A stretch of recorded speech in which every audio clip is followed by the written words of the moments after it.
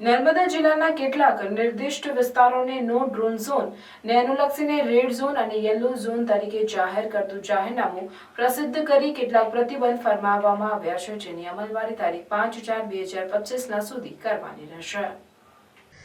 જાહેરનામામાં દર્શાવ્યા મુજબ રેડ ઝોનમાં આવતા statue of unity Kevadia, water aerodrome Kevadia, Sardar Sarovar dam substation Tilakwada, 66 KV substation આમલદા, 66 KV substation Navagam, 66 KV substation Garudeshwar, કોઠી, નામલપુર, રાજપીપળા, પ્રતાપનગર, આમલેથા, અનીજરા, ભચરવાડા, મોટા રાયપરા, ડેડિયાપાડા, બલ સબસ્ટેશન, ચીકદા, સાગબારા, ભોગવડ,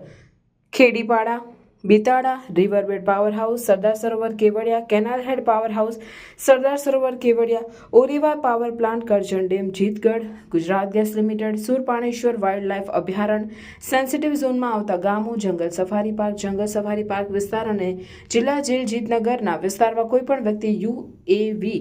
ચલાવી શકશે નહીં। તેવી જ રીતે ઉક્ત જાહેરનામામાં દર્શાવ્યા મુજબ યલો ઝોનમાં આવતા કરજણ ડેમ, અક્તેશ્વર નર્મદા નદી પુલ, પહોંચ્યા નર્મદા નદી પુલ, FM radio station Kevadia, BSNL telephone exchange Rajpipla, Kevadia railway station, Swaminarayan મંદિર, હરસિદ્ધિ માતા મંદિર રાજપીપળા, યાહામુગી માતા મંદિર દેવમોગરા, સિવિલ હોસ્પિટલ રાજપીપળા, કસ્બાવાડ રાજપીપળા, શ્રેષ્ઠ ભારત ભવન GT કેવડિયા, જિલ્લા ન્યાયાલય રાજપીપળા, પોલીસ અધિક્ષકની કચેરી Narmada, collector office Narmada, Kankdi Amba dam,